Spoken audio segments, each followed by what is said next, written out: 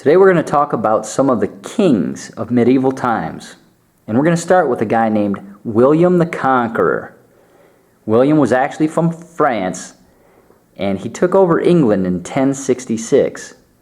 He thought that he had been promised the crown of England, and when he wasn't given the crown, he decided to take it for himself. When William conquered England, he did three specific things that had a lasting effect. He, one, decided who could build castles where, exerting his power. Second, he made everyone swear first allegiance to him. And we know with lords and vassals how important that was, that everyone swore their first allegiance to somebody. This would give William a lot of power. Another important thing that he did was he took a census, or a people count, in a doomsday book. This counted the people and the animals in England, generally for tax purposes. Another king from England was Henry II. And he set up two kind of important things that we follow today. He set up the jury system in England, and also he made common law.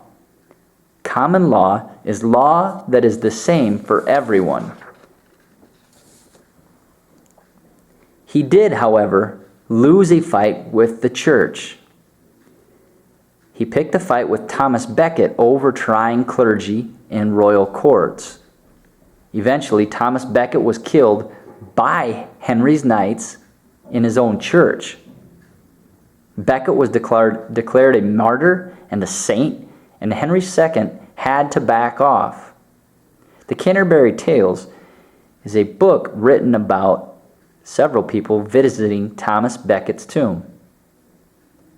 Another king from England was John, and John lost battles with both the Pope and the nobles, and was forced to eventually sign the Magna Carta, which is one of the great documents in the history of the world. The Magna Carta is also known as the Great Charter. The Magna Carta said many things. Four of the most important things are as follows. Number one, the king could not raise taxes without consent from the people. Secondly, it said that nobles had specific rights. Another thing in the Magna Carta said that the monarch or king had to obey the laws. And the fourth very important thing in the Magna Carta was due process of the law. People could no longer be thrown in jail without following a specific chain of commands. Another king that was within this medieval times was a guy named Louis IX from France. Louis IX was extremely Christian. He persecuted the Jews and the Muslims throughout France. He had several of them expelled, which means kicked out of the country, jailed, or even killed.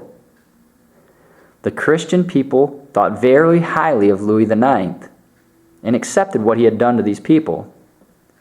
And even after his death, he was declared a saint.